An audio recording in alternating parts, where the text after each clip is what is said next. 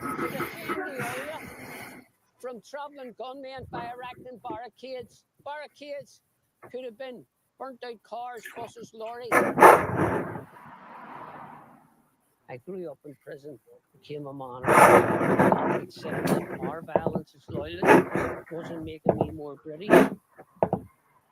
The change in me came about because I got a job in 2001 here,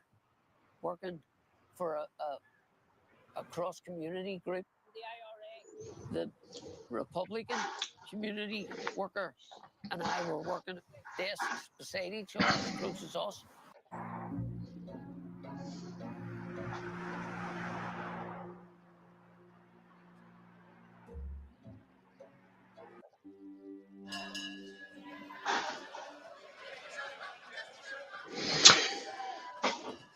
Belfast, a city centre that today looks like کاتان باش هەوڕێیان دەینلاتان ئێستاکە young people are known as peace babies. They didn't live through the 30-year bloody conflict which came to an end in 1998. In that year, two communities, the Protestant loyalist unionists on one side, the Catholic Republican nationalists on the other, somehow signed the miraculous Good Friday Agreement, which began a new chapter of peace in Northern Irish history. Remarkable experience for us. We had to bring in the people that were killing each other. We had to bring loyalists and Republicans. It was a delicate dance. It still is a delicate dance 25 years later. But I think dancing's better than killing. There's probably about 20 conflicts around the world at any one time. Normally. ئەم کاتان باش هەوڕێیان بەخێربێنەوە دووبارە هیوادارم هەمووتان لە خۆشی و شادی دابن کە هاوڕێک شتێکمان بۆ بنووسێ بزانین دەنگ و ڕەنگ هەموو شتێک باشە تاوەکو دەست بە پەخشی ئەو ڕۆمان بکەین ئەو هاوڕێیانەی لەسەر خەتن تکایە شتێکمان بۆ بنووسن لەو بەینەدا منیش دەبێ هەندێک کار بکەم بزانین هەموو شتێک تەواوە یان نە یەک دەقە تکایە هاوڕێیان با هەموو شتێک کۆنتڕۆڵ بکەم بزانم هەموو شتێک تەواوە یان نە ئیتر لایف لەسەر یوتیوب دەست پێ دەکا بەڵام دەبێ هەندێک کار هەیە دەبێت تەواوی بکەم زۆر ناخاینی پەلەمەکەن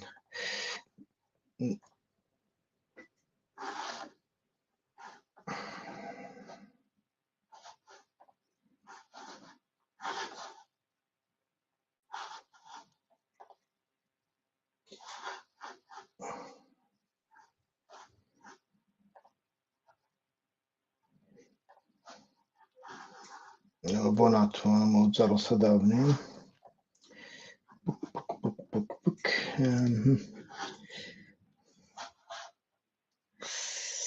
بەڵێ کێشە نابێ بەڵێ هەموو شتێک باشە فەرموو زۆر زۆر سوپاس کاک سەڵاح مەحموود زۆر زۆر سوپاس هاوڕێیان بەخێر بێن سەر هەردوو چاوم هەمووتان بەخێر هاتن هاوڕێیان ئەمڕۆکە لە پەراوێزی ئەو بابەتانی کە پێشتر باسمان کردوونە لەسەر پرۆسەکە بەگشتی و پەیوەندی لەگەڵ کوردستانی عێراق واتە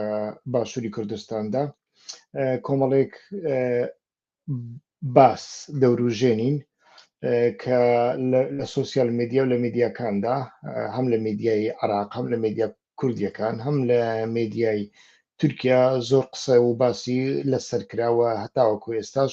نەبڕاوەتەوە لەو بەینەدا تەماشا دەکەین کۆنفرانسێکی نێودەوڵەتی هەیە کە دەم پارتی لە ئیستانبول سازی دەکا و ئەو کۆنفرانسەش زۆر باڵکێشە باڵکێشەکەی لەوەدایە کە هەموو ئەو لایەنانەی وەکو باسک و ئیرا و ئەوانە فارک هەموو ئەو لایەنە شۆڕشگەریانەی کە پێشتر شۆڕشیان هەڵگیرساندوونە و دوایی قۆناغی ئاگربەست و دوای ئەوە ڕێککەوتنیان ساز کردوونە لەگەڵ دەوڵەت هەمویان تێدا بەشداری دەکەن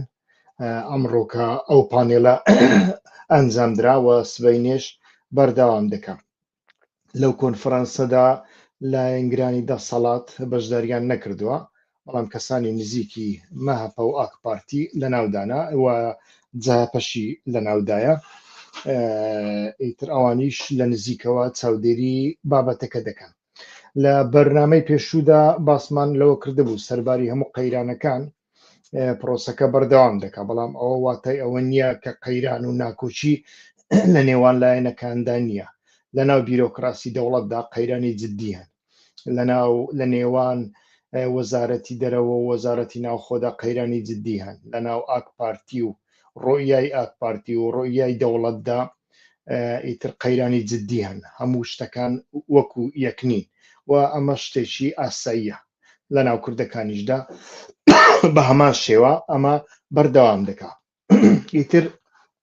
لەو بینەدا سەردانەکەی مەسعود بارزانیمان بینی بۆ جززیرە و شەڕناخ بە چەک و بە پێشمەرگەوە کە ئاڵای کوردستانیشیان لەسەر شان بوو. هەروەکو دەزانن لە ناوچەکەدا ئیتر کار بۆ هاوسەنگێکی نوێ دەکرێت، هەر کەسێک دەیەوێ لە ناو هاوسەنگەکەدا جێگەی خۆی قایم بکات. لە نێو ئەو هاوسەنگەی لە کوردستانی باشووریشدا هەیە، ئیتر هاوسەنگی وزەیە، هێلی وزەیە و ئەمەش بمانەوێ نەمانەوێ پەدەکە و پارتی دیموکراتی کوردستان و یەکێتی نیشتیمانی کوردستان لە سەرەتاوە پەیوەندیان بەو بابەتەوە هەیە. هێلی گواستنەوەی وزە و هەوڵی خستنە دەرەوەی ئێران لە هاوکێشەکان و دیزاینکردنی ناوچەکە لە غیابی ئێراندا ئیتر لە مێژە هەیە. ئەمە لە دوای 7 ئۆکتۆبەردا هەتاوەکو ئێستا کاری پێدەکرێت. ئیتر لە سووریا ئەمە وا پێدەچێت تەواو بووە، لە لیبیا پەڕووباڵیان شکاندونە، لە عێراق ئیتر تا ڕادەیەک دەیانەوێ ئەمانە ئەنتیگراسیۆنی ناو سیاسەت بکەن. لە لوبنانیشدا ئیتر من چاوەڕێ دەکەم لەو ماوەیەدا ئەگەر حیزبوڵڵا سوور بێ لەسەر ئەو هەڵوێستەی خۆی لەوێدا ئیتر شەڕی بێتە ئارەوە، هیوادارە نەبێتە شەڕی ناوخۆیی. ئیتر ئەمە هەموو جگە لە ئێران پەیوەندێکی زۆری بە وزەوە هەیە و تورکیا لەبەر ئەوەی ئێران لە ناو هاوکێشەکەدا ئامانجا تورکیا دەیەوێت ئەو بۆشایی پڕ بکاتەوە. لە عێراقیش هەمان هەوڵ ئەدا لەبەر ئەوەی هەم لە بۆ تورکیا ڕێڕەوی استراتیژیەکەی لەوەیە. تورکیا لە ڕێڕەوی G20دا کە پێش 7 ئۆکتۆبەر لە نێوان هاوپەیمانانی خۆرئاوا و هیندستان و ئیسرائیل و عەرەبدا هاتە ئاراوە، تەماشامان کرد تورکیای لەناودا نەبوو، مسر لە ناودا نەبوو، ئێران لە ناودا نەبوو، بەڵام عەرەبی کەنداو لە ناودا بوو. و دوای ئەوە ئیتر تەماشامان کرد 7 ئۆکتۆبەر هاتە ئاراوە. ئێستاکە لە بەرامبەر ئەوە وەکو ئەلتەرناتیڤێک ئیتر ئەو لەو کاتی بەدواوە تورکیا هەوڵیدا ڕێگای فاو مێرسین یانیش فاو بۆ دەریای سپی ناوەڕاست بکاتەوە لەگەڵ عێراقدا و ئێستاکە تموحی زیاتری هەیە. جگە لەو ڕێگایە هاوکات دەیەوێ خەتی وزەش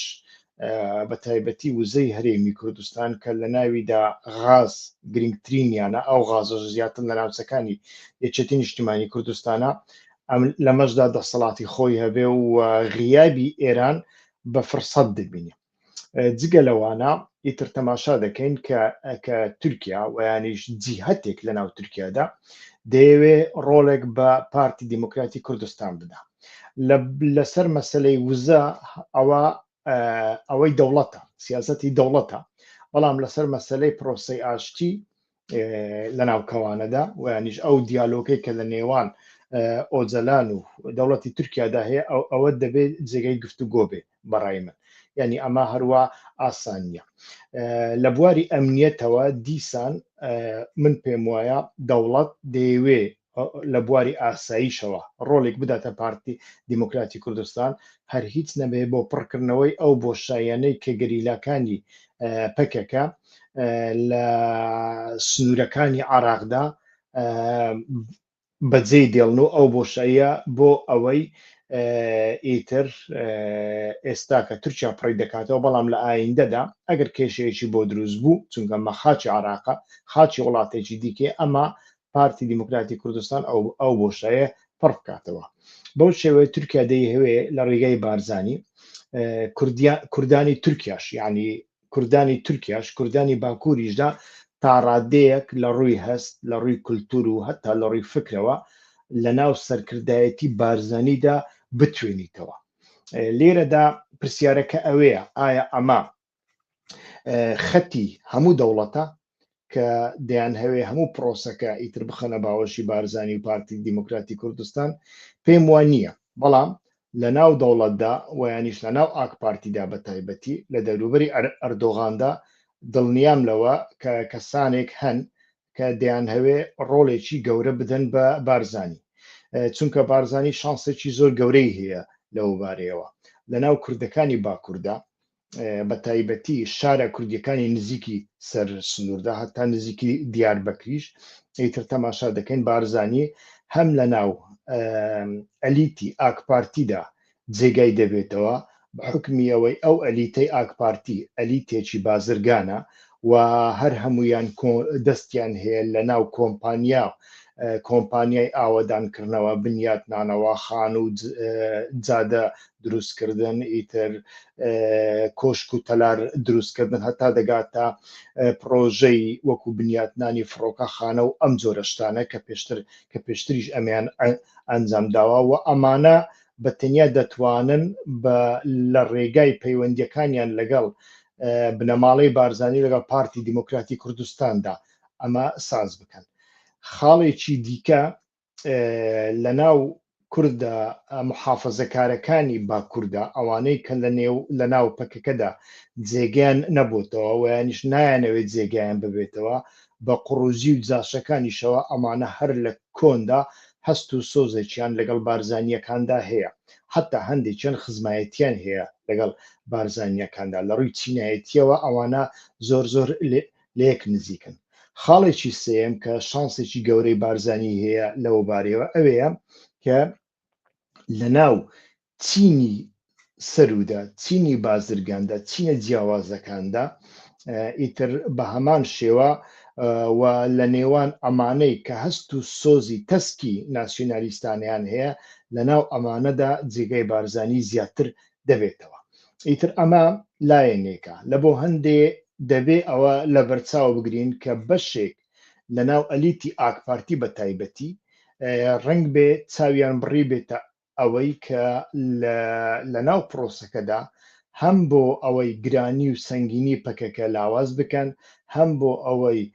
قودرەتی ئۆجەلان و کاریگەریەکەی لاوازتر بکەن بارزانی بێنە ناو پرۆسەکە خۆی لە خۆیدا هێنانی بارزانی و یانیش هێنانی تاڵەبانیەکان بۆ ناو ئەو پرۆسەیە تا ڕادەیەک شتێکی ئاساییە و بەبێ ئەوان مەحاڵیشە چونکە هەبوونی چەکداری پەکەکە وەکو ڕێکخراو زیاتر لە عراقا لێرەدا نەکێشەیەک هەیە و نا ئیتر بڵێن لایەنێک لەمانە ئیتر بڵێن پێی ناخۆشە ئەمانە بەشداری بکەن هەموو لایەنەکان لەسەر ئەوە کۆکن کە دەبێ ئەوانە تا ڕادەیەک ڕۆلیان هەبێ بەڵام هەروەکو وتم لەبەر ئەوەی پارتی دیموکراتی کوردستان زیاتر نزیکی سنووری تورکیایە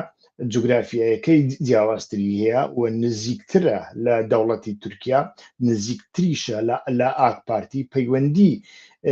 چینایەتی و پەیوەندی بازرگانی و پەیوەندی فکری لە نێوان ئەوان و ئەو کوردانەی دیکە کە لە ناو پەکەکەدا جێگیان نابێتەوە ئەمە خۆی لە خۆیدا وا دەکا کە بەشێک لە ناو ئەو ئەلیتە بیرێک لەمە بکەنەوە کە بارزانیش لە پرۆسەکەدا بەشدار بێ و ئیتر بتوانن بەو شێوەیە تورکیا لە جیاتی قەندیل و ئۆجەلان ویانیش لە جیاتی قەندیل و لە جیاتی بەشێکی ئۆجەلان بەکەمکردنەوەی بەشێکی کەم لە ڕۆلی ئۆجەلاندا بارزانی و هەولێر بکەنە ناوەندی خۆیان لە جیاتی کرانەوەیەکی دیموکراتی بەڕووی کورداندا هێلێکی ئاسایش لە ڕێگای بارزانی لە نێوان هەولێر و جززیرەدا ساز بکەن. بۆ بەتەنیا ئەڵێم هەولێر و جززیرە لەبەر ئەوەی سۆسیۆلۆژیای باکوور سۆسیۆلۆژیایەکی تایبەتە و جیاوازە. نیوەی خەڵکی باکوور لە باکوور ناشی، بەڵکو لە شارە گەورەکانی تورکیادا دەژی، وەکو گەورەترینیان کە ئیستانبوڵە. باس لەوە دەکرێت 6 میلیۆن کورد تێیدا دەژی و لە شارەکانی دیکەش ئێمە لە هەڵبژاردنەکانی ڕابردوودا چەندین جار باسمان لە ڕۆلی کوردەکان کردووە و ئەو کوردانە زۆر جیاوازتر بیر دەکەنەوە لەو کوردانەی سڵۆپی و جززیرە و شڕناخ و هەتا دیاربەکریش. لەوێدا ئیتر ئەو کوردانە چارەنووسیان لەگەڵ چارەنووسی خەڵکی ئەو شارانە جا کورد دەبن، تورک دەبن، نەتەوەکانی دیکە دەبن تێکەڵ بووە لە بۆ هەندێک بیرکردنەوەیەکی جیاوازتریان هەیە لەوەی کە لەو بیرکردنەوەی کە کوردە محافەزەکارەکان ویانیش ئەوانەی سڕف بەتەنیا وەکو کورد بیر دەکەنەوە ویانیش ئەوانەی بە شێوەیەکی ناسیۆنالیستانە بیر دەکەنەوە بیرکردنەوەکانیان تەواوان و تموحەکانیان پێداویستیەکانی ژیانیان تەواو لەمانە جیاوازترە. چونکە چۆن ئەمن ئێستا لە بەلجیکا جێنشین بوومە، خانمەکەم خەڵکی ئێرەیە، منداڵەکانم لێرە لەدایک بوونە، لێرە ئەخوێنن، سبەی لێرە کار دەکەن، بەخۆم لێرە کار دەکەم، ناتوانم بڕیارێک وها بدەم بە ئاسانی بگەڕێمەوە شەقلاوە. ئەوانیش بە هەمان شێوە ئەوانەی کە 30 ساڵە 20 ساڵە لەو شارانە دەژین زۆر زەحمەتە لە پڕەوە بتوانن بگەڕێنەوە. ئیتر ئەمانە هەمویان کۆمەڵێک بابەتن کە ئەو سۆسیۆلۆژیانە لە یەکتر جیا دەکاتەوە. بەڵام سەرباری ئەوەش لەو شارە کوردیانە تا ڕادەیەک وەکو باسم کرد 3 خاڵم باسکردن. لەو 3 خاڵانەدا مەسعود بارزانی و یانیش بارزانیەکان پارتی دیموکراتی کوردستان شانسێکی هەیە. ئیتر ئەمە هاوکاتە لەگەڵ سیاسەتی ئەمریکاش، چونکە سیاسەتی ئەمریکاش دەیەوێت ڕۆڵێک بە ئێران بدا، بە تورکیا بدا لە عراقدا، ڕنگ بێ ڕۆڵێکی کەمی پێبدا، ئەو ڕۆلە نەبێ کە تورکیا دەیەوێ. بەڵام لەبەر ئەوەی ئاراستەی هەموو بابەتەکان دژ بە ئێرانە و ئێران لە هەموو هەوڵێک ئەدەن بۆ ئەوەی ئێران لە عراقدا قەبارەکەی بچووک بوێتەوە، ڕنگ بێ ئیتر بیرێک لەوە کرابێتەوە کە تا ڕادەیەک ئیتیفاقێک ساز بکرێەوە و ئەو ئیتیفاقە بەناو ئەو ئیتیفاقە عراقیەدا تورکیا شەبێ. یعنی ئەمە لە عراق و لە سووریاشدا تا ڕادێک گرنگە کە لە ڕێگەی بارزانی و تورکیادا هەوڵی دەرکردنی ئێران بدرێ. ئێمە ئەڵێن هەوڵ وا دیارە لە سووریادا ئەمە کراوە، کەواتە لێرەدا ئەو قێڕ و هاوارەی دەوڵەت باخچەلی لەلایەک و وەڵامە بێمنەتەکەی بارزانی لە بەرامبەر دەوڵەت باخچەلی چیمان پێ دەڵێ. هەمومان دەزانین بارزانی بەبێ گلۆپی سەوزی دەوڵەتی تورکیا ئەڵێن دەوڵەت نەدەتوانێ مەزلوم عەبدی بێنێتە دهۆک و نە دەشتوانێ بە چەکەوە بە هێزەوە بە هێزی زرێڤانی و چەکی پێشکەوتووە بچێتە جززیرە. ئەمە هەر کەسێک کە لە پەیوەندیەکانی دەوڵەتی تورکیا و پارتی دیموکراتی کوردستان، دەوڵەتی تورکیا و کورد، دەوڵەتی تورکیا و پەکەکە تۆزێک شارەزا بێ ئەمە دەزانێت. بەڵام ئەوە هەرچەندە پیلانی خودی دەوڵەتیش بێ کە بارزانی بۆ نمونە بێتە جززیرە و ئیتر لەوێدا خۆی نمایش بکە و لەوێدا ئامانجێکیان هەبێ، سەرباری ئەوەش ئەتوانین بڵێن کۆمەڵگای بەشێک لە کۆمەڵگای تورک بە تایبەتی لە ئەناتۆڵیای ناوەڕاستدا ئیتر ئەتوانین بڵێن تورکە ناسیۆنالیستەکان کە بە مۆرفینی ناسیۆنالیزم ئیتر پەروەردەکراون، سەدان ساڵە و پەروەردەکراون، جگە لە سەربازی تورک هیچ کەسێک بە سەرباز نازانن. ئەڵێن سەربازانی تورک دەتوانن مەسعود بارزانی لە سۆمالیاش بپارێزن، لە بەغداش بپارێزن، چ پێویستەکە بە چەک بێ و یانیش ئیتر تحملی ئەوە ناکەن کە کوردێک چەکی پێبێ و لە ناو تورکیادا بە ئاشکرا بسۆڕێتەوە و خەڵکیش چەپڵەی بۆ لێ بدا ئیتر ئەمانە تەماشامان کرد دەوڵەت باخچەریان قبول کرد دەوڵەت باخچەلیان ناچار کرد ویانیش ئاکپارتیان ناچار کرد بەو جۆرە لێدوانە ئیتر ئەو وێنانەی کە بارزانی نمایشی کردن و نیشانیدان ئیتر ئەمە بمانێ و نەمانەوێ لایەنگرانی ئاکپارتی و مەهەپەی شێت و هار کرد لێدوانەکەی باخچەری بە تەنیا بەڕای من بۆ نەرمکردنی ئەم هەوادارانەی ناوخۆ بوو نەوەک دژایەتیکردنی بارزانی بەڵام لێرەدا خاڵێک هەیە دەبێت ئەوە بزانین ینی ئێمە دەبینین لە لێدوانەکانی دەوڵەت باخچەریدا هەموو جارێک ئەبینین کە دەوڵەت باخچەلی زۆر تەرکیز لەسەر ئەوە دەکاتەوە کە لەو قۆناغەدا دەبێ بە تەنیا ئۆجەلان ناوەند بێ واتە ئۆجەلان بە تەنیا مخەتەب بێ جگە لە ئۆجەلان کەسیکە مخەتەب نەبێ یعنی ئەو هەتاوەکو ئێستاش پێی وایە دەم پارتی ینی پەکەکە ینی کورد کوردیش ینی ئۆجەلان دەیەوێ هەموو شتەکان لەوێدا کۆبکاتەوە ئیتر ئەمە هەم لە بۆ ئەوان ئاسانکاریەکە لە جیاتی ئەوەی لەگەڵ 3 کەس و 4 کەس و 5 لایەندا قسە بکەن لەگەڵ یەک لایەندا لەگەڵ یەک کەس قسە دەکەن کە لە بەردەستی خۆیاندایە ڕەنگ بێ نیازی دەوڵەت باخچەلی ئەمە بێ و ئیتر لەو بارەیەوە ڕەنگ بێ لە ناو دەوڵەتدا کەناڵێک دژ بەوە بن کە بارزانی هاتۆتە تورکیا و ئیتر ئەو نمایشەی کە دەیکە ئەو نمایشە وا بکە کە بارزانیش ببێتە مخەتەبێک لە بۆ کێشەکە ڕەنگ بێ دەوڵەت باخچەلی ئەمەی پێخۆش نەبێ و یانیش کەناتێک لە ناو تورکیادا ئەمەی پێخۆش نەبێ سەیرە کە بارەگای بارزانی سەرەتا زۆر بەتوندی وەڵامی دەوڵەت باخچەریدایەوە و گوتیان گورگە لە پێستی مەڕدا وانە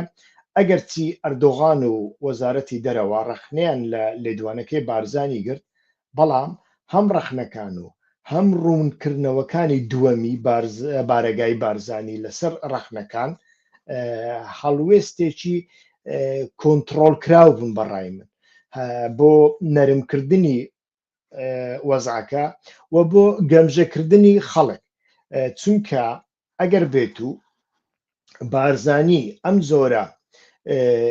لێدوانانە بدایە ویانیش بەو شێوەیە ماسوولکەکانی دەربخە ئەمە بمانەوێ و نەمانەوێ دیمەنی بارزانی ویانیش قەبارەی بارزانی لە خۆی گەورەتر دەکا لە چاوی ئەو کوردانەی کە تۆزێک هەستێکی ناسیۆنالیستانیان هەیە هەمومان دەزانین کە بارزانی ئەگەر نەزانێ هەم دەوڵەتی تورکیا و مەبەستم دەوڵەتە حکوومەت نییە ویانیش مەبەستم دەوڵەتە حیزبێک نییە ویانیش مەبەستم دەوڵەتە جیهەتێک نییە ناو دەوڵەت ئەگەر بارزانی نەزانێ کە هەم دەوڵەتی تورکیا و هەم ئەمریکا و ئوسترالی لە پشتە ناتوانێت لێدوانێکی وا بدە یعنی ئەمە هەمومان دەزانین نمونەیەکی دیکەتان بۆ بێنمەوە لەو کاتێک کە ڕژێمی سەدام ڕووخا و لە 2005دا ئیتر دەستوری بنچینەیی نووسرایەوە و لە دەستوری بنچینەییشدا تورکیا زۆر هەوڵیدا مەسەلەی فدراسیۆن تێیدا بەجێ نەکرێت لە ڕاستیدا ئەمریکیەکان لە هەموو کەس ئیتر سوور بوون لەسەر ئەوەی کە هەرێمی کوردستان ببێتە هەرێمێکی فدرالی لەبەرچی لەبەر ئەوەی بەرژەوەندی ئەمریکا وای دەخواست ئەمریکا دەیویست بەهەبوونی کوردەکان و بەهەبوونی سونیەکان لە بەغدادا ئیتر هاوسەنگیەک لە بەرامبەر شیعەکاندا ڕابگرێ چونکە بە تایبەتی ئەو کاتە ئەلیتی شیعە هەر هەمووی لە ئێرانەوە هاتبوونەوە ئەوانە 20 ساڵ بوو 30 ساڵ بوو لە ئێران گەورە ببوون لە ئێران خوێندبوویان و هەموو پشتیوانیەکانیان ئێران بوو جگە لە ئێران هیچ کەسێک پشتگیری لە ئەلیتی شیعانە دەکرد ئەو ئەلیتە کە هاتۆتەوە بێگومان بە ڕۆیای ئێران دەگەڕێتەوە تا ئەوە لە سەدا 65 دانیشتوانی عراق شیعان لە بۆ هەندێک ئەمریکا ناتوانێت هیچ شتێک بکە لەو حاڵەتەدا تاقە ڕێگایە کە لە پێشی بوو کوردەکان نابێت جیا ببنەوە کوردەکان دەبێت لە بەغدا هەبوونیان هەبێ وجودێکی بەهێزیان هەبێ لەگەڵ سنیەکاندا. ئیتر دوای ئەوەی کە تورکیا ئەمەی زانی ئیتر بەردەوام هەڕەشەی دەکرد ئەو ڕۆناسبەی دەینە کوردستانی عراق هەتا کەرکک ڕناوەستین ئیتر بەم جۆرەشتانە. بەڵام کاتێک ئەو کاتە بارزانی زانی و یانیش بینی کە ئەمریکا ڕێگا نادا یەک تانکی دەوڵەتی تورکیاش بێتە ژوورەوە جگە لە ئۆپەراسیۆن دژ بە پەکەکە ڕێگە نادایی بە ئامانجی داگیرکردنی کوردستانی عراق و داگیرکردنی کەرکک و مووسڵ یەک تانکیش یەک سەربازی تورکیاش قاز بخاتە ژوورەوە ئیتر بارزانی لەمەدا ئیتر لەمەدا ئیقناع بوو کە ئەمریکا ڕێگە نادا هەڵسا چەند جار هاتە سەر تەلەڤیزیۆن و لێدوانێکی دایتر لێدوانەکەشی هەموو ئەوە بوو مەگەر دەبابەکانی تورکیا لەسەر سینگی من بپەڕنەوە ئینجا دەتوانن بێنە ناو باشووری کوردستان. ئەو کاتە هەموو کورد بە پەکێکەشەوە چەپڵیان بۆ لێەدا و تەنانەت لە پەکەکە لە چاپەمەنیەکانی خۆیدا لە جیاتی ڕەخنا حکوومەتی بارزانی گوڵباران دەکرد حتا بڤە بوو قەدەغە بوو یعنی قەدەغە بوو ئیتر ئەمانە ئێمە هەمومان شاهێدین یعنی کاریگەریەکی وهای دروست کرده بوو ئەوە لە حاڵەتێکدا کە هەمومان دەزانی ئەمە بڕیاری ئەمریکا بوو بارزانیش ئەمەی زانی و ئیتر لێدوانێکی وهایدا و ئیتر گلۆپی بارزانی لە هەموو باکووردا دەدرەوشایەوە وەکو ئەو 200 سەربازەی ویانی 200 پێشمەرگەیە کە لە سەردەمی شەڕی کوبانێدا ئیتر بەشداریان کرد لە سەردەمی شەڕی کوبانێشدا ئیتر تەماشامان کرد ئۆباما بە زەخت و زۆر لەسەر ڕەجەب تەیب ئەردۆغاندا لەسەر هاکان فیداندا داوای لێکردن کە دەبێت ژمارەیەک پێشمەرگە ئەگەر وەکو سمبۆلیش بێ بە چەکی قڕس بچنە کوبانێ لەکوێ بچن ئەمە بەتەنیا یەک ڕێگا هەیە ئەویش لە ڕێگای تورکیای وانیش لە ڕێگای باکووری کوردستانە وانە و ئەمانە لەناو خاچی تورکیادا چوونە کۆبانێ هەرچەندە وەکوتم سمبۆلیک بوو یعنی ئەو پێشمەرگانە لە نزیکدا کەسیان شەڕی نەکرد کەسیان بریندار نەبوو بە تەنیا پێشمەرگەیەک شەهید بوو ئەویش بە تەسادف گولەیەکی لە خۆیدا بوو و چەکەکانیشیان ئەو چەکانە بێگومان یەپەگە بەکاری هێنان لە کوبانێدا ئەمە ڕاستە چەک و جبلخانەی ئەمانی بەکارهێنان بە تەنیا ئەوەی من لەو گەریلایەنەم بیست کە لەوێ بە تایبەتیش کە لە باکوور چووبوونە ئەوێ ئەوەن دەیانگوت ئێمە هەموو ئەو چەکانەمان بە خۆشمان بەکاردەهێنا بە تەنیا تۆپێکی تایبەتیان هەبوو ئەوان بەکاریان دەهێنا ئێمە نەمان دەزانی بەکاری بێنە و دەوڵەتی تورکیا ئەم کاتەش تەماشامان کرد ئەو داخوازیەی ئۆبامای قبول کرد و بۆچی قبول کرد لە بۆ ئەوەی نەڵێن پەکەکە بە تەنیا کوبانی ڕزگار کرد بۆ ئەوەی بڵێن ئەمریکا و پارتی دیموکراتی کوردستانی شوانیش حکوومەتی هەرێمی کوردستان یارمەتیدا یعنی لە بۆ دەوڵەتی تورکیا ئیتر ئەمە زۆر قورسە کە بڵێن ڕێکخراوێکی پەکەکە وەکو پەکەکە کە لە ڕواگەی تورکیا ڕێکخراوێکی تیرۆریستە ڕێکخراوێکە دەبێ هەموو کەس نەفرەتی لێ بکە وەکو ڕێکخراوێکی شۆڕژگێر ببیندرێت کە کوبانەی لە دەستی داعش ڕزگار کردووە ئیتر ئەمانە مەسلەی جززیرەش شتێکی بەو شێوەیە مرۆڤ لی بڕوانێ بەڕای من باشترە و تەماشامان کرد ئەو کاتش لە سەردەمی شەڕی کوبانێدا لاینگرانی هەدەپە کە ئەو کاتە هەدەپە بوو و کوردەکانی باکوور بەردەوام تەلەفۆنیان بۆ تەلەڤیزیۆنەکانی ئێرەی پەکەکە دەکرد بۆ باس لە پێشمەرگە ناکەن بۆ وێنەکانیان ناگوازنەوە و بەم جۆرەشتانە گوشارێکی زۆریان لەسەردا نابوونیتر دەبێت گوڵباران بکرێت حتا هەندێک کەس لە کوبانێ کچەکانی خۆیان دابوونە پێشمەرگەکان بەڵام هەمومان بینین دوای ئەوە چی ڕوویدا دوای ئەوە ئیتر خەندەق لێدان بەردەوام بوو ڕێگاگرتن بەردەوام بوو شەڕ بەردەوام بوو ناکۆچی بەردەوام بوو پرۆپاگەندە لە دژی لە نێوان پێدە و پارتی دیموکراتی کوردستان بەردەوام بوو هەتا وەکو ئەم ساڵی هێنا ئێستاکە تەماشا دەکەین بارزانی کە لە کۆنفرانسی یەکێتی کوردەکانی سووریا لە قامیشلەوە واتە لە 26 نیسانی ئەم ساڵدا ئیتر داخوازی فدرالی لەگەڵ خۆی داهێنا و ئەو داخوازیەشی بەسەر پێدەشدا ئەتوانین بڵێن فەڕس کرد ئیتر لە ناو کوردەکان بۆتە فریاد ڕەسوو لە باکووریشدا کاتێک بە چەکەوە لە ناو جزیرە دەسوڕێتەوە ئیتر ویانیش دەو دەخاتە ناو دەمی دەوڵەت باخچەلی و ئیتر ئەڵێ وامانزانی خوا هیدایەتی پێدایەت و لە خۆت گەڕایویتەوە نەمانزانی هەر فاشیستەکەی جارانی ئیتر بۆتە قارەمانێک لە چاوی بەشێک لە کوردەکان بە بەشێک ئەڵێم بەلای لایەنگرانی پەکەکەشەوە چونکە لە ناو لایەنگرانی پەکەکەدا حتا لە ناو کابیرەکانیشیدا بمانەوێ و نەمانەوێ ئەمانەی بەشێکی زۆرن ئەمانە کە حەز بەم شتە دەکەن لەبەر ئەوەی هەستی ناسیۆنالیستی هەستێکە بمانەوێ نەمانەوێ لەگەڵی دابینیان لەگەڵی دانەبین ئەمە زانایانی بواری سیاست زۆر زار باسییان کردووە هەستی ناسیۆنالیستی هەستێکە کە مرۆڤ زۆر زار سەرخۆش دەکات تووشی سەرخۆشی دەکات لێ ناگەڕێ ڕاسیۆنالانە ئەتۆ بیر بکەوە لە بۆ هەندێ ئەمەیان پێخۆشە و ئیتر ئەمە بابەتێکی زۆر زۆر گرنگە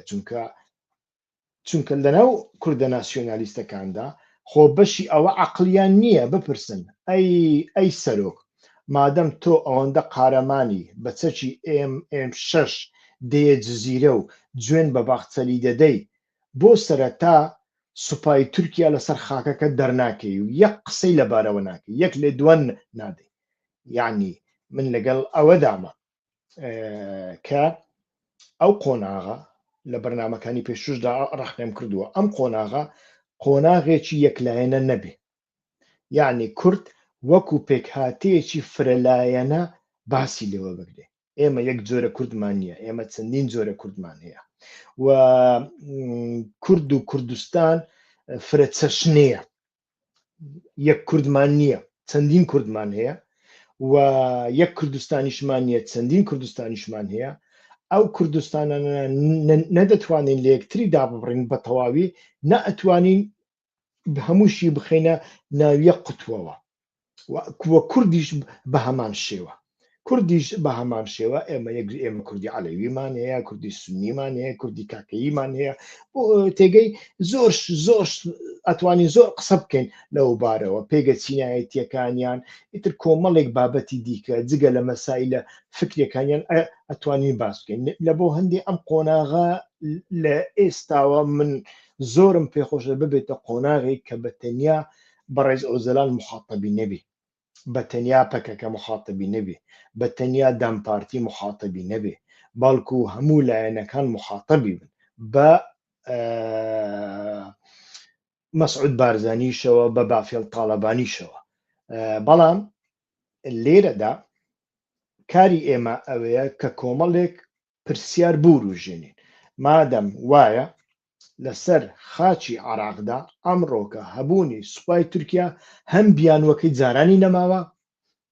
و هەم نامەشروعە داگیرکەرە دەبێت لەوێ بکشێتەوە و پارتی دیموکراتی کوردستان ئەگەر دەیهەوێ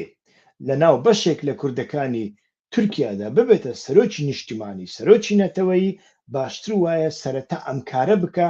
ئینجا بچێتە جزیرە و ئینجا لێدوانێکی وا بدا دژی دەوڵەت باخچەلی لێرەدا ئێمە تەماشا دەکەین کەم و کورتەکان کێشەکان لە بۆ ئەوە دەگەڕێنەوە لە بۆ هەندێش ئێمە قسەی لەسەر دەکەین ئەگەر نا لە بۆ من بەڕاستی گرنگ نییە کە ئیتر خەڵک لەوێ چەپڵی لە بۆ بارزانی لێدا ئیتر پێی خۆش بوو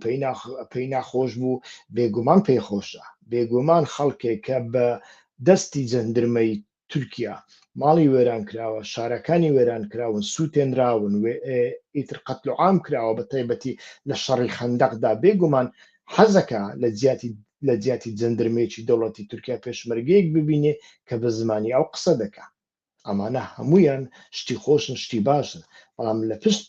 لە پشت پەردەدا چی ئەگوزارێ گرنگە ئینسان تێ بگا و لە هەمان کاتدا ئەو جۆرە پرسیارانەی کە لێرە وروژاندمان پێویستە مرۆڤ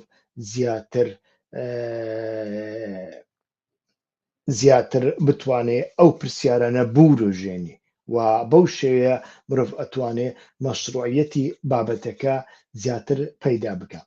ئیتر بە کورتی ئەگەر بمانەوێت زۆر بە کورتی دووبارەی بکەینەوە قۆناغەکە سەرباری هەموو ناکۆچیەکان بەردەوام دەکەن و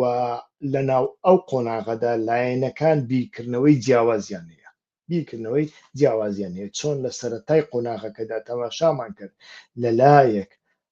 عومەر ئۆجالان برازای بەڕێز عەبدوڵڵا ئۆجالان سەردانی ئیمرالی دەکرد هێشتا لە ئیمرالی نەگەڕابووە لە ژوورەوە دانیشت بوو کۆبوونەوەی دەکرد لەگەڵ مامی لە هەمان کاتدا تەماشامان کرد پەکەکە دوو فیدایی ناردنە ئەنقەرە لەسەر بارەگای پیشەسازی سەربازی دەوڵەتی تورکیا ئیتر هەڵسان ئیتر بە چالاکێکی خۆکوژیان ئەنجامدا 5-6 کەسیان کوشت و هەردووچیان خۆیان تەقانەوە ئەویانیش لەوێ ئیتر گیانیان لەدەستدا ئەمما گوزارە لە چ دەکا گوزارە لە ناکۆچێک دەکا گوزارە لە ڕۆیای جیاواز دەکا لە هەمان کاتدا لە ناو دەوڵەتیشدا ئەمە هەیە یەکێک لە دوانێکەدا ئەوەی دیکە لە دوانیشی بەرەواژی ئەدا دەربارەی بارزانیشدا ڕۆیاکانیان ڕنگ بێ جیاواز بن یعنی ئەوەی کە ئێمە لە دەوڵەت باخچەلیەوە دەبینین بە تەنیا دەیەوێ هەموو کورد لە کەسایەتی ئۆجەلاندا کۆبکاتەوە ئیتر بۆ ئەوەی بە تەنیا تاقە مخەتەبێک بێ بەڵام لە هەمان کاتدا ئەمەیان تا سڕادێک سەردەگرێت لە ناو ئاک پارتیدا کۆمەڵێک کەس هەن دەیان هەوێ ئیتر بارزانی بێنە مەیدان بەڵام ئەمە چۆن سەردەگرێت چونکە سۆسیۆلۆژیای کورد لە تورکیادا لە هەموو تورکیادا بەڕاستی سۆسیۆلۆژیایەک نییە وەکو هەولێر و دهۆک و سلێمانی سۆسیۆلۆژیایەکی زۆر جیاوازە یعنی ئێمە تەماشا دەکەین وەکو لە سەرتاشەوە باسم کرد زیاتری کوردەکان ئەگەر گوایە 20 میلیۆنە نازانم چەندە ئەگەر کورد 20 میلیۆنە ئەمە ڕنگ بێ 12 میلیۆن 13 میلیۆنی هەر لە باکوور نەژی هەر سەردانی باکوور نەکە ئەمانە لە ناو شارەکان شارە گەورەکان و مترۆپۆڵەکان دەژین لەگەڵ تورکەکان و لەگەڵ نەتەوەکانی دیکە دەژین و بەرژەوەندی هاوبەشیان هەیە لەوێ ئەوان وەکو خەڵکی سلۆپی تەماشای مەسەلەی کورد و کوردستان ناکەن ئەگەرچی خۆشیان بە کورد بزانن لەو بارەیەوە ئیتر تەماشا دەکەین ئەو پیلانەی کە داڕێژراوە پیلانێکە کاریگەریەکەی بەڕای من کاریگەریەکی سنووردار دەبێت ئیتر لەو چوارچێوەیەدا تەماشای بابەتەکان بکەین بەڕای من باشتر دەبێت ئەگەر پرسیارێکتان نەبێ من دێمە کۆتایی بابەتەکە تاوەکو ئێستا هیچ کەسێک نابینم پرسیار بکە ئیتر بە تەنیا بژی یەکێتیە گەلێ کورد و بژی کوردستانە مەزن 1000 جار بژی کوردستانە مەزن لێبەلێ کاکە و کوردستانە مەزن یعنی ئیرۆکە تشتێک نینە ئەو ji بۆی شعر باشە ئەو دروشم ji بۆی شعر باشە لێ پێکئانی ناوێ جێبەجێکردناوێ جێبەجێکردنا vî خەونی تەنێ لەسەر فێسبوک دەبێت لەسەر سوسیال میدیا دەبێت لەسەر لە حەقیقەت و لە واقعیەتدا نابێت مرۆڤ دکارێ لە یوتوب وسا بکەن هاگەنە گەلک کەناڵی یوتوب هەنە شەو و ڕۆژ ئیدی کورد مەزن دەبن کورد سەر دەکەبن کورد ئیلا سەر دەکەبن ئیلا سەرخۆبوونێ ئەمێ نزیکی سەرخۆبوونێ بوونە مەسنوورگەیاندیە سەر کەنداوە فارس مەسنوورگەیاندیە سەر بەحرا ڕەش کوردستان حتا نزانم کی دەرێت چویە تو دکاری تشتی نووسا بێژی لێ ئاv وەک من گوت ji بۆی خەیاڵ ji بۆی شەعر باشە لێ ji بۆی مژارێکی زانستی مژارێکی ئەکادیمی لەسەر ڕیالیتەیە سیاسی تو تشتێکی وسا بێژە وی خەڵک شتەڕا ببێژە تو دین بوویانی کاس بزانم هەنێک پرسیار هاتنە پرسیارێک بە فارسی هاتیە منیش فارسی نازانم بەڕاستی ئەگەر هاوڕێک بیکاتە کوردی باگێت تایموری ئەگەر هاوڕێک کە فارسی دەزانێ پرسیارەکەی باگێت تایموری بکاتە کوردی سوپاسدانەکەم هاوڕێکی کە کاکیە شار ئولگان نووسیویەتی کورد 30 ملیۆن تەنێ لە ئەستەمبۆڵی 6 ملیۆن هەنا باشە ڕوانینێت کاک ئومێت پرسیاری کردی ڕوانین سەبارەت بە دوایین لێدوانەکانی تۆماس باراک چییە بەڕاستی لێدوانەکانی تۆماس باراک سەیرن کاک ئومێت یعنی مرۆڤ بەڕاستی زۆر زەحمەتە لێی تێبگا لەبەر ئەوەی تۆماس باراک کەسێکی سیاسی نییە کەسێکی دیپلۆماتیش نییە و کەسێکە ئەزمون و پاشخانی ئەکادمیشی نییە لەو بارەوە کەسێکە ئیتر لەبەرەوەی نزیکی دۆناڵد ترامپ بووە دۆناڵد ترامپ هێناویەتە سەر دەسەڵاتی تر ویانیش ئەو ئەم کارەی پێداوە لەبەر ئەوەی بەتەنیا گوێ لە دۆناڵد ترامپ دەگرێت یعنی مەسەلەی لۆزان مانای نەماوە دەوڵەتی نەتەوەی مانای نەماوە مانای چییە ئەوەی من لی تێگەشتم تۆماس لێدوانەکەی تۆماس باراک چییە یعنی ئێمە دەزانین دوای جەنگی جیهانی یەکەم لەناو جیهانی سەرمایە داریدا مۆدلێک دروست بوو کە ئیمپراتۆریەکان بڕوو خێندرێن چونکە ئیمپراتۆریەکان یەک بەردەوام شەڕ دەکەن دوو ئەو ئیمپراتۆریانە ڕێگرن لە بەرامبەر سەرمایە لە بۆ هەندێک دەبێ دەوڵەتی نەتەوەی ساز ببێ دەوڵەتی نەتەوەی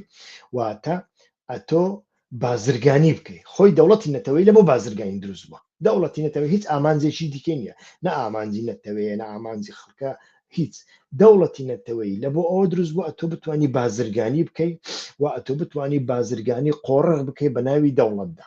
ئەم مۆدلە هاتە ئاراوە بەڵام ئێستا کە تەماشا دەکەین ئەمەش بۆتە قەیران چونکە تەماشا دەکەین زۆر زار دەوڵەتە نەتەوەیەکان لە بەرامبەر جۆرێک لە جۆرەکانی بازرگانی دەبنە کۆسپ و دەبنە ئاستەنگ ئیتر ئەمە زۆر گرنگە کاکیوە کاک ئومێت هەمان پرسیاری کردووە و ئێستاکە وەڵامی دەدەمەوە لە بۆ هەندێ ئێستا کە تەماشا دەکەین وا پێدەچێت جیهانی سەرمایەداری خۆر ئاوا بە تایبەتی گەشتێتە ئەو قەناعەتە کە ئەم دەوڵەتە نەتەوەیانە ئێستاکە مەسەن دەوڵەتێکی نەتەوەی وەکو ئێران لە بەرامبەر هاتوچۆی سەرمایە ئاستەنگە دەوڵەتێکی وەکو چین تا ڕادێک ئاستەنگ نییە دەوڵەتێک یعنی تەماشا دەکەین کۆمەڵێک دەوڵەتی مەرکەزی هەن کە وەکو پێویست لە بۆ ئالوگۆڕی و لە بۆ سەرمایە کار ناکەن لە هەندێک بواردا ئاستەنگن کە ئەمە بابەتێکی جیاوازە لە مەسلەی بازار و لە شەڕی ئابووری نوێدا لە ئابووری لە جیهانی ئەمڕۆدا بە تایبەتیش ئەگەر تەماشای ناکۆچیەکانی نێوان چین و ئەمریکا بکەین زیاتر لەمە تێدەگەین بەڵام لەو بابەتەدا ناتوانم چونکەەوە بابەتێکی ئەکادمی زۆر قوڵترە لەمە بەڵام ئەتوانم ئەوە بڵێم لە هەندێک شوێندا دەوڵەتی نەتەوەی مەرکەزی لە بەرامبەر سەرمایەدا لە بەرامبەر بەشێک لە سەرمایەدا دەبنە ئاستەنگ لێرەدا ئیتر ڕنگ بێ بیر لەوە کرابیتەوە کە ئەو دەوڵەتانە دەبێ بکرێن بەلا مەرکەزی ڕنگ بێ نیازەکەی تۆماس باراک ئەوە بێ بەڵام لەبەر ئەوەی تۆماس باراک کەسێکی سیاسی نییە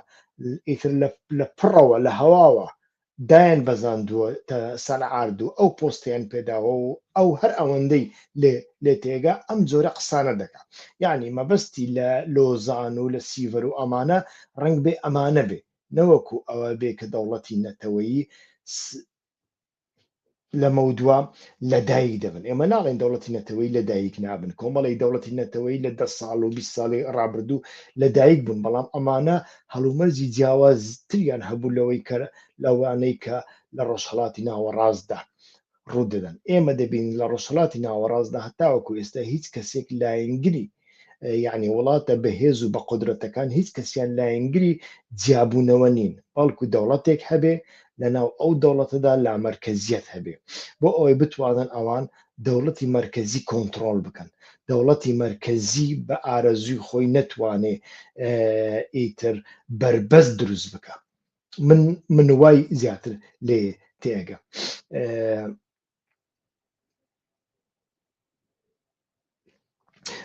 کاک ئومێد پرسیاری چکێ کردووە سەبارەت بە ڕەخنەکانی سەبارەت بە دانانی ئۆتۆنۆمیدان بە کوردان لە سووریا و عراقدا بەڵێ ئەمانەی هەیە تر تۆماس باڕاک ئەم جۆرە شتانەی هەیە تۆماس باڕاک کەسێکە سەفیری ئەمریکایە لە تورکیا لە هەمان کاتدا نوێنەری دۆناڵد ترامپە لە ئەمریکادا و زۆر هەوڵەدا لە سووریادا ئاگربەستێک ڕێککەوتنێک ساز ببێت و ئێستا کە تەماشا دەکەن سەبارەت بە ڕێککەوتنە نا هێزەکانی سووریای دیموکراتی و نا ئەحمەد شەرع ئیتر لە یەکتر نزیک نابنەوە لە بۆ هەندێ ئەم جۆرە لێدوانانە دەدا بەڵام ئەم جۆرە لێدوانانە ئۆتۆنۆمی نابێ لەسنە لە سووریا و نە لە عراق سەرکەوتو نابێ و ئەم جۆرە شتانە بەڕاستی ئەمە نایخوا یعنی لە سووریادا سۆسیۆلۆژیایەکی تایبەت هەیە عەلەویەکان داوای نامەرکەزیەت دەکەن دروزەکان داوای نامەرکەزیەت دەکەن ئیسرائیلیان لە پشتە کوردەکانیش ئیتر تەماشا دەکەن کە متتەفیقن لەگەڵ عەرەبە عەشایریەکان ئیتر شاری گەورەی عەرەبی وەکو ڕەقا و وەکو دێرە زووری خاوەن نەوت و پترۆڵ و غازیان لەبەردەستدایە کانگای ئاو و کشت و کاڵیان لەبەردەستدایە و ئەمریکا و سندکۆم بە هیچ شێوێک دەستیان لێبەرنەدا تەماشای ئەو بودجە زلوزە بەلاحە بکەن کە پێیان دەدا کەواتە ئیتر چی دەبێ کەواتە دەبێ لایەنەکان ئیتر لەگەڵ یەکتری ڕێک بکەون جگەلەوە یعنی ئەگەر بێتەوە ڕێک نەکەون ئەمن بە دووریشی نازانم ئەمریکا تا ڕادەیەک ڕێگا بدا شەڕێکیش دروست ببێ بەڵام شەڕێکی بچووک بۆ ئەوەی هەردوولا لە کۆتاییدا بێن لەسەر مێزی گفتوگۆ دابنیشن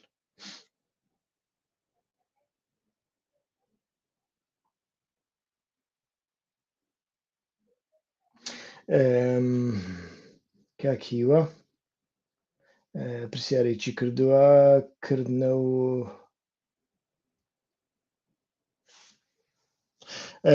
کۆنسۆڵخانەی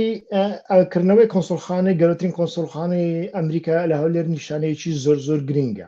یعنی ئەمە نیشانی ئەدا کە ئەمریکا ئەو ناوچانە لە دەست نادا ئەو ناوچانە دەپارێزی لەو ناوچانە دەمێنێتەوە لە ئایندەیەکی زۆر نزیکدا کە ئەمریکا باس لە ئینتیگراسیۆنی ناوچەکە دەکات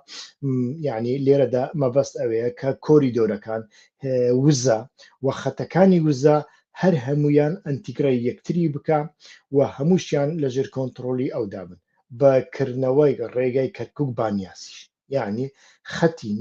نەوتی عراق و نەوتی سووریا تێکەڵی یەکتر بکرێن و بەو شێوەیە لە لازقیەدا ئیتر هاوردەی بازارەکانی ئەوروپا بکرێن لە هەمان کاتدا ئەمە واتای ئەوەیە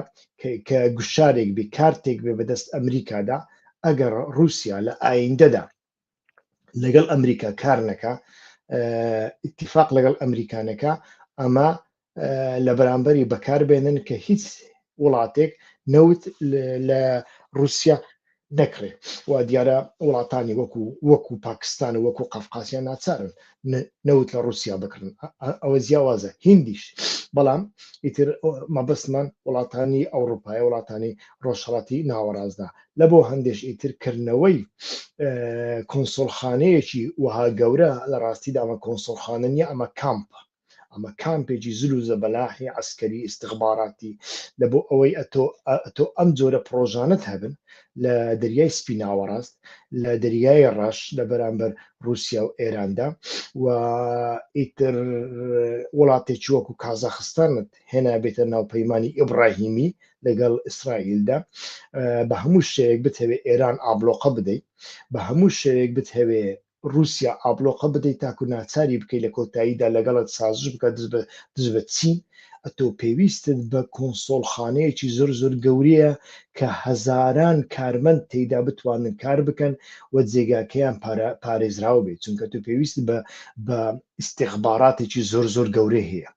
استخبارات چەندین بەشی هەیە استخباراتی وزە هەیە استخباراتی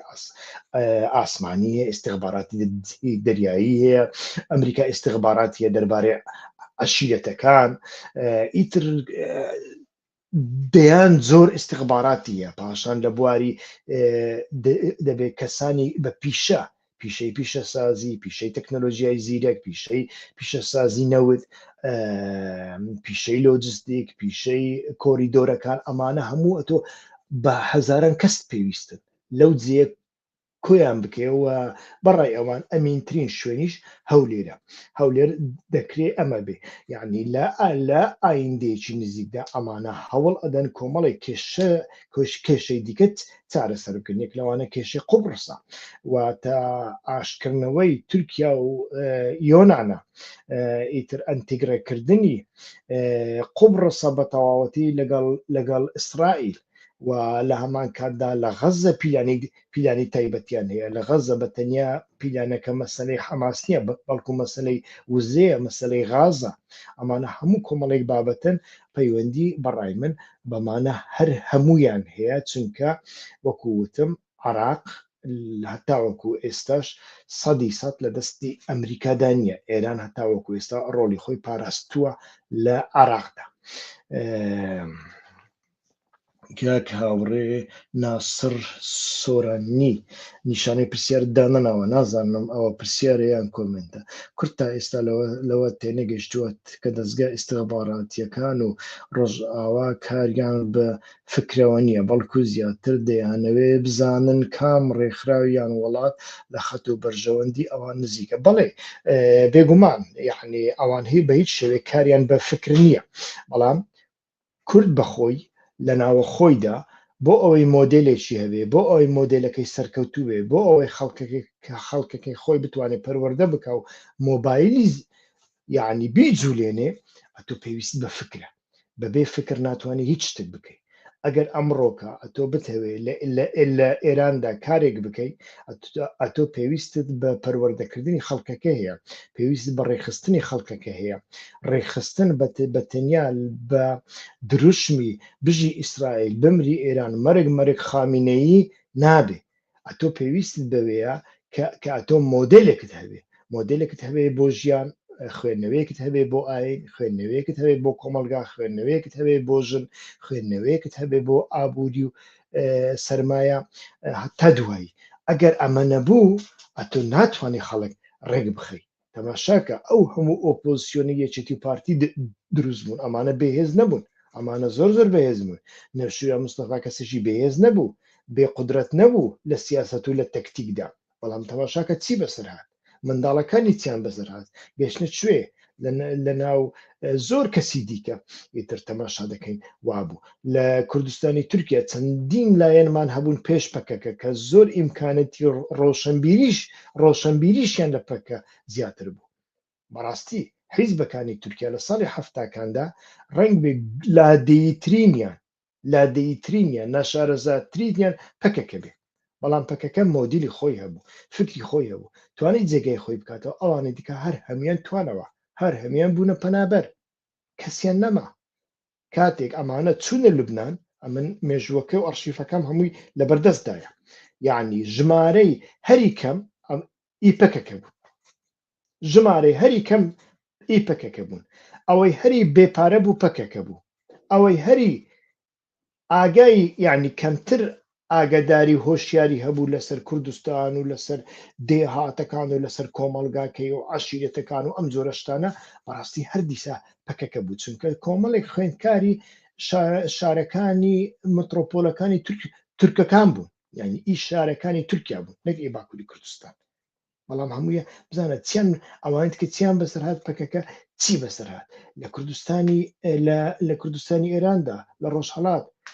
خۆ ئەتو ناتوانێت بڵێ حیزبی دیموکراتی کوردستان ئەوها بێ قودرەت بوو هەکە حیزبی دیموکراتی کوردستان لە هەشتاکاندا ئەتۆزانی چی بوو زانی چی بوو بەڵام نەبوونی فکرە نەبوونی ڕۆیە گرنگی نەدان بەو بابەتانە ئیتر بەڕاستی پێکهاتە سیاسیەکان ئەتاوێنیتەوە لە بۆ خۆت ئەتۆ پێویست بوێە لە دیپلۆماسیەتدا لە سیاسەتی دەرەوەدا ڕاستە سیاسەتی دەرەوە لەسەر بنەمای ئایدۆلۆژی ئەنجام نادرێت لەسەر بنەمای بەرژەوەندی هاوبەش ئەنجام بدرێت ئەمە زۆر گرنگە خوێندنەوەی بۆ بکرێ. بەڵێ هیوادارم وەڵامی هەموو پرسیارەکانم دابێتەوە بە لەمە زیاتر کاتتان نەگرم. ویکەندە شەو شەوگارتان خۆش بێ و تکایە بەردەوام بن لە هاوکاریمان تاقە هاوکاریەک کە لە ئێوەمان بووێ بە تەنیا ئەمەیە کە هەتاوەکو لە دەستان هات پرسیار بکەن ڕەخنە بگرن ئیتر ئەو شتانەی ئێمە باسییان دەکەن بیخەنە ژێر پرسیار و ڕەخنە و بابەتەکانمان لە بۆ دۆست و هاوڕێیانتان بنێرن لایک بکەن و داوا لە دۆست و هاوڕێیانتان بکەن ببن بە سوبسکرایب لە کەناڵی یوتیوبی و خۆشنەوەدا هەر بژین شەو شەوگارێکی خۆش.